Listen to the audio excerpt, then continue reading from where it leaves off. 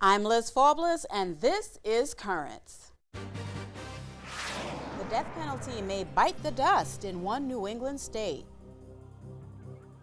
Plus, they too serve, and the Brooklyn Diocese says thank you.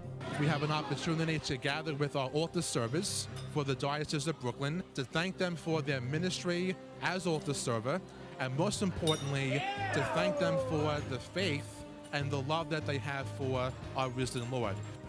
And how one Catholic academy is tackling bullying. As a Catholic school, we teach our children to turn the other cheek. We teach them to be kind even when you're facing someone who is bullying you.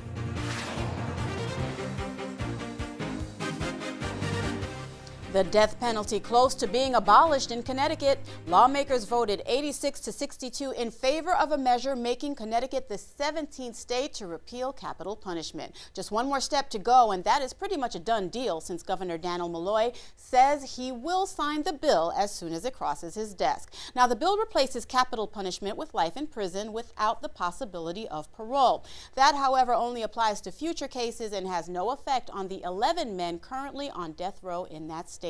Now, after years of failed attempts and a debate in the state legislature yesterday that lasted almost 10 hours, proponents of the bill certainly breathing a sigh of relief. The Catholic Conference of Connecticut among those pleased with the passage of the repeal of the death penalty.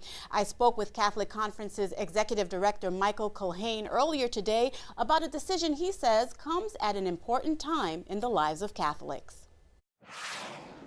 Michael, New Mexico, Illinois, New Jersey, New York, all outlawed capital punishment. Connecticut now waiting on the governor to sign off on their bill. What are your thoughts? You've been down this road 3 times already, and now there's some light at the end of the tunnel. Well, that is true. That we are thrilled that the House passed the repeal bill last night, and it's been really a long time coming since 2009. When there was a repeal to abolish the network passed in our state house and in the state senate, and Governor Rell at the time vetoed the bill. And last year with a new General Assembly and with a new governor, the repeal bill was introduced and was gaining nice momentum until 2 senators had second thoughts about supporting the repeal. And speaking of second thoughts, as with a lot of these bills, there's always 2 sides. We have proponents of abolishing the law saying that it's because the practice is outdated and the risk of killing an innocent victim is too great. Now, supporters of capital punishment said that the practice is suitable for perpetrators of particularly heinous crimes. When you're presented with this argument, what do you say, Michael? Because we can't deny there are people out there who commit unspeakable crimes. Well, that is absolutely true. But from the perspective of the Connecticut Catholic Conference and the Catholic Church specifically, the teachings of the Church is very clear regarding the sanctity of life, from conception to natural death.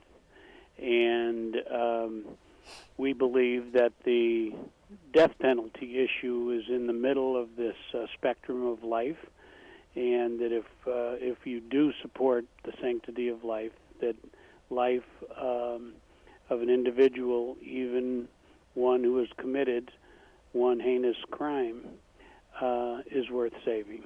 And here is where we have another dilemma, Michael. We always do want to address all sides of the issue. We have Republican critics of the bill saying that the exemption for the 11 inmates now on death row cast a cloud over the vote, saying that we can't have it both ways. What are your thoughts?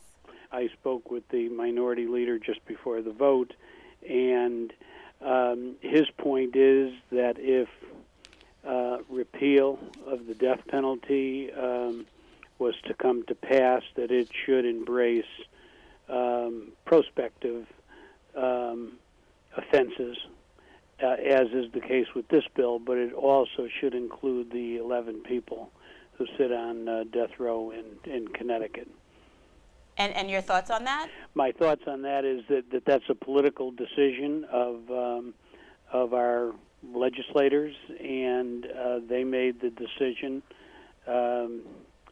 to have the bill be prospective, and I'm sure that it is in light of the two individuals who are sitting on death row who committed the absolute horrendous crime against Dr. Pettit and his family. And Michael, it's no secret that you've been very passionate about this. Your conference, you've mounted a campaign through the website and in messages in parish bulletins. You've asked parishioners to contact elected representatives, asked them to support the bill. Obviously, we're seeing some success here. What's next? In terms of the life issue, I believe that physician-assisted suicide is coming around the corner. It didn't pop up in January of 2011, and it didn't come up during this short session of the General Assembly, but I think that that is an issue that the Catholic Conference in Connecticut will be dealing with, as well as in Massachusetts and a number of other states across the country. And Michael, really quickly, we know why it's important to the Catholic Church. You've just explained that very eloquently, but talk to us about the broad-based effects, the humanity of the decision that we saw come down yesterday. I think it's a huge step in the right direction in terms of the teachings of the Church and embracing mankind. It's kind of ironic that we just finished our Holy Week with Easter on Sunday when Jesus was sentenced to death, and we had the vote on the death penalty in Connecticut on Wednesday last week, and again in the House yesterday. All right, Michael, thank you very much. That is the last word, and we really do appreciate your joining us today. My pleasure. Now, in more than a half century, Connecticut has executed only one person, serial killer Michael Ross, who volunteered for lethal injection in 2005. Now, after Connecticut's repeal, 33 states will have capital punishment, along with the United States government, when it prosecutes cases in the federal courts. Voters in California will be asked in November whether to abolish the death penalty in that state. Ahead in the show, a new statement from U.S. bishops on religious liberty. That and the rest of the day's headlines coming up next.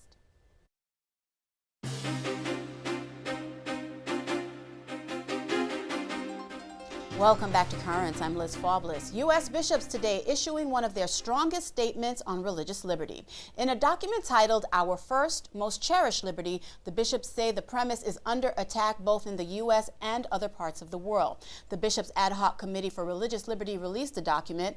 Over the weekend, the committee's chairman appeared on NBC's Meet the Press, where religious freedom was one of the main topics of discussion. What we've seen, the bishops of the United States have seen, is an erosion of religious liberty. Perhaps we wouldn't use the word war.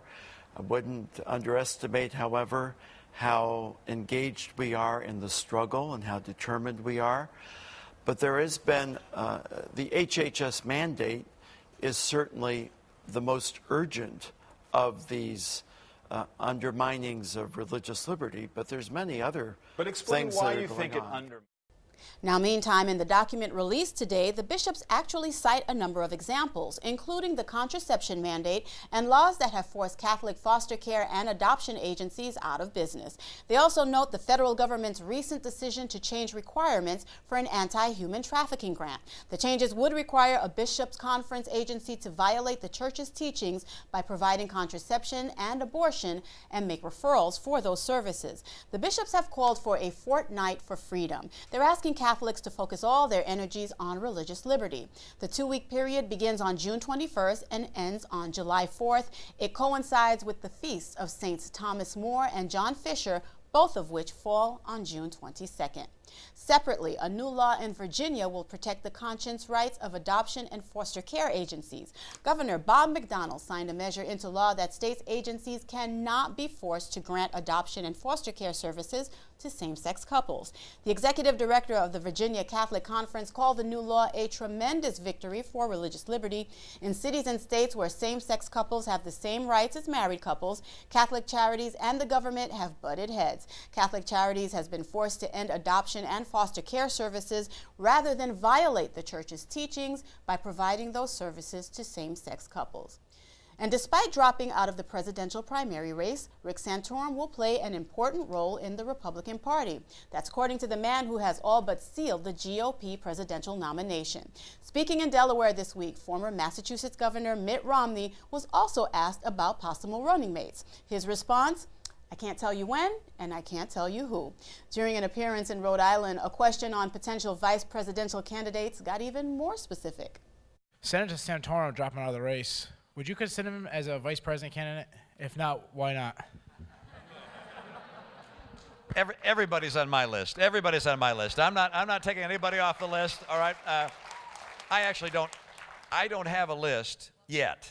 But so I can't say someone is on or off my list. But I can tell you that the people who I had the privilege of running against would surely be among those I'd consider. The criteria, I think, has to be first and foremost: is this a person who could be president of the United States if that were needed? And do people recognize that and see that as a person who has that kind of qualification? And so I've said this before, if any of the people I ran against happened to become the nominee, I would have endorsed them and supported them for president. So of course they'd be on that list, but and he among others. As for Santorum, he has yet to endorse Romney. Romney did, however, get an endorsement that may boost his appeal among social conservatives. The National Right to Life Committee has announced it's backing the likely GOP nominee. The committee's president, Carol Tobias, says that on pro-life issues, Romney and Obama, quote, provide a stark contrast. Tobias says that Romney opposes abortion, thinks the Roe v. Wade decision is a big mistake, and supports the Hyde Amendment, which prohibits the use of federal funds to pay for abortion. In a statement, Romney thanked the National Right to Life Committee for the endorsement, adding that he appreciates the organization's leadership on pro-life issues. And a grassroots pro-life effort says it saved more than 800 unborn babies during its most recent campaign. The 40 Days for Life campaign says it convinced the mothers of 804 unborn babies not to have abortions during the group's spring campaign. The group's director, Sean Carney, tells Catholic News Agency that it's the largest number since the 40 Days for Life campaigns began back in 2007. Carney says that the 5 abortion clinic workers had conversions and left their jobs, and 2 clinics closed altogether. During each 40-day campaign, participants pray, fast, do pro-life outreach, and hold vigils outside abortion clinics. Meanwhile, affiliates of the largest abortion provider in the U.S. are suing the state of Texas. Planned Parenthood affiliates in the state say they are being excluded from a program to help low-income women. In the suit, the organization says their exclusion from a Medicaid women's health program is a violation of its constitutional rights of free speech and association. The state program provides contraception and checkups to women. A new Texas law bans organizations affiliated with abortion providers from participating in the program. And it's an unbelievable story of survival out of Argentina, and some are calling it a miracle. CNN's Rafael Romo has those details. She weighs only 800 grams, about 1.75 pounds. She was born premature after only 6 months of gestation. Her parents are calling her a miracle baby. When she was born at Barando Hospital in northeastern Argentina, she had no vital signs. Neonatal doctors checked her for a second time and again found no vital signs of life, according to hospital director José Luis Merino. She was observed for a while and declared dead. Fabián Verón, the baby's father, says her mother insisted on seeing the baby one last time after she was already inside a coffin. They put the coffin on top of a stretcher, and we looked for a little crowbar to open it, because it was nailed shut. I put the crowbar in there and started prying. I took a breath and took the lid off. At that moment, I saw a white cover over the baby. My wife saw the little body first, and she touched her little hand. She then uncovered her face, and that's when we heard the first cry.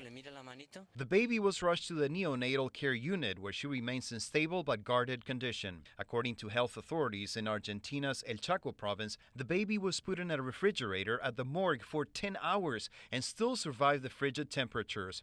Dr. Jose Luis Meirinho, the director of Ferrando Hospital, admitted his medical team is puzzled by the incident. "We don't have an explanation for what happened," Meirinho said. "This is the first time something like this happens at our hospital." The director of the hospital says all the medical staff involved, including the gynecologists, neonatal nurses, and morgue personnel, have been suspended, and an investigation has been launched. Meanwhile, the baby's parents have decided on a name for their baby. She will be called Luz Milagros, the Spanish words for light and miracles. CNN's Rafael Romo with that amazing story. Stay tuned, there's more currents ahead. Serving the church at an early age. I love it because I want to be a priest. Altar serving does bring me closer to God. It will open my mind more to what He has in store for me in the future. And I think that's the greatest thing I do in my religious life so far.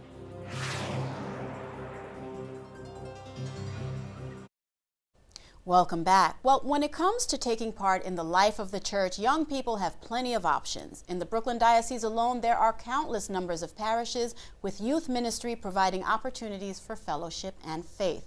But there may be no greater way to participate than serving at the altar. Recently, the Brooklyn Diocese took the opportunity to say thank you to its altar servers with a day's worth of activities. We have an opportunity to gather with our altar servers for the Diocese of Brooklyn to thank them for their ministry as altar server, and most importantly, to thank them for the faith and the love that they have for our risen Lord. So we're doing it this year in Mary, Mother of Jesus Church in Brooklyn, here in Bensonhurst. The vocation office was hoping to find a Brooklyn location after many years in Queens, and so our parish was very happy to host. Mary Mother of Jesus has the capacity for many people in the gym, in the church, in the lower church hall. We wanted them to have some fun time as well, to walk around, to meet the different religious communities. We're all having a great time. I saw some of my priests that were at Cathedral Prep today, and some of the students there. I didn't even know they were coming. I would say the majority of our young men, we have about 175 young men at the school. The majority of them are altar servers, or were altar servers, and they were encouraged to come to Cathedral because they showed a willingness to serve. We got Jester Jim, so he's going to give a message about the faith and what it means to be a young person committed to the risen Lord. I was an altar server at St. Jude in Mastic Beach growing up, all the way up until I was 18 years old, and then became a director of youth ministries at my parish. Gentlemen, ladies, we have the privilege to serve during Mass, to be part of the community. I was asked here to come and just talk about service through a little bit of comedy, through juggling and balancing. The kids seem to really like it. I mean, you do get a few kids that come up to you afterwards, like, "Oh, I love that you juggled plungers." Then there's other kids that really get the message and really get what's going on. And then Bishop Cisneros will be here to kind of close the day with Holy Mass. It's wonderful to be here celebrating with the young people of the parish who give of their time to serve at the different masses. The young men and women who are here do so much for the diocese. Altar servers are extremely important. They always have been in the history of the church. It helps bring a young person closer into the life of the Mass because they're assisting with what is the most important action that we do as Catholics. The young men and women who are serving at the altar have the experience of ministering to people, being there for others. And as they grow into that ministry, they see the examples of other altar servers, the example of lectors, Eucharistic ministers. They get to serve at the altar with the priest, and they get to see the celebration of Mass very much up close. We need more priests to serve the people of God in the parishes, and also we need more sisters and brothers to serve in other ministries out there. And they're already involved in the church. God could be calling them to the religious life or to the priesthood. The reason why I became a priest went back to my ministry as altar server, because I was serving the Lord at the table, and that was very much instrumental to my vocation. I love it because I want to be a priest. Altar serving does bring me closer to God. It will open my mind more to what He has in store for me in the future. And I think that's the greatest thing I do in my religious life so far. And a big thank you from all of us to all the altar servers for their hard work. Stay tuned, there's more currents ahead. With bullying becoming a greater concern, an academy in Williamsburg faces it head on. They know how detrimental bullying can be, that people really can hurt us more with their words than they ever could with their fists. I do believe that kindness is the answer in promoting peace to the whole concept of bullying.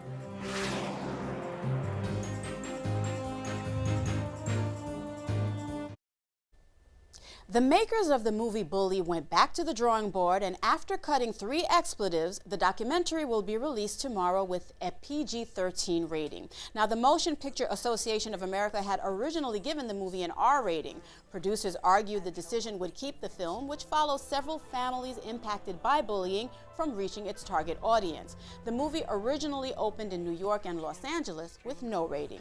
Meanwhile, as producers aim to bring the documentary to more people, an academy in Williamsburg is addressing the problem of bullying head-on. Queen of the Rosary Catholic Academy is teaching its students about the value of kindness. It's our latest School of the Week. People always remember kindness. They don't always remember awards or recognition or academic recognition, but you never forget the kindness and the goodness of other people. Queen of the Rosary Catholic Academy is in existence for 2 years now.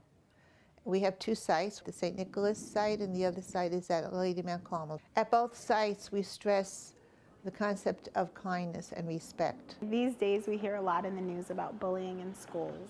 Kindness can definitely be an antidote to bullying, because as a Catholic school, we teach our children to turn the other cheek. We teach them to be kind even when you're facing someone who is bullying you. I do believe that kindness is the answer in promoting peace to the whole concept of bullying. They know how detrimental bullying can be, that people really can hurt us more with their words than they ever could with their fists. If we try to promote peace and be kind to one another, what a difference we can make in the lives of each other. Those tiny little acts of kindness, the ripple effect, we don't know how far-reaching they are. In order to instill this concept of kindness, we have established an ambassadors program. The ambassadors program is a way to recognize small or big actions of doing for others. We have posted a bulletin board on our first floor of the school, which is to promote and to have a place where the children can post what they have observed of their classmates. The ambassador program really helps the students because it's constantly bringing it to the forefront. It encourages the students to do small acts of kindness. You need to look at my book. I can show you my notes. Do you need help with this? Oh, you forgot, your lunch. I can share my water with you. I can share this.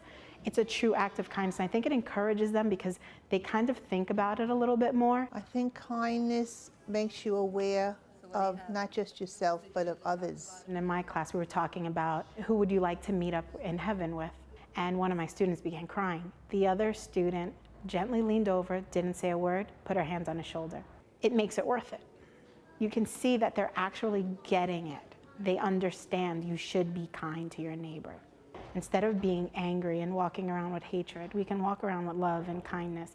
And the more kind deeds we do, the closer we are to being Christ-like. Okay, you guys confident enough? Catholic school is the perfect environment to teach about kindness because God, Jesus, all about kindness. The teachers in their religion classes have the opportunity in teaching the Bible, the New Testament, the life of Christ, the lives of the saints. It's all right there in our whole study of religion. I love being able to teach my kids about religion. I think it's important. I myself attended Catholic school growing up. Being here in a Catholic school, it brings me joy. If I'm very, very intelligent, but I don't use my intelligence to help other people, then I think society as a whole has lost out. Intelligence you can come across anywhere. Kindness is kind of rare. If it doesn't permeate all of our just interaction with other people, then we've lost out as a society. Hopefully one day their children will see their example of how, even though it's harder, they do forgive. I have students that I taught 60 years ago almost, and they keep up. I hear from them. They're wonderful. They're wonderful adults. I do hope they're making the world a better place. They can really be a role model, be a kind person, and besides being a very good and devout Catholic, we would hope that that would be a virtue that all of our students walk away with. Queen of the Rosary Catholic Academy, our latest school of the week. And to see the past schools featured on our show, head over to our website, currentsny.net. Well, that is all for tonight. Coming up tomorrow, tax day right around the corner, but there is still time to get everything in order. For all of us here at Currents, I'm Liz Faublas. Thanks for watching and have a good night.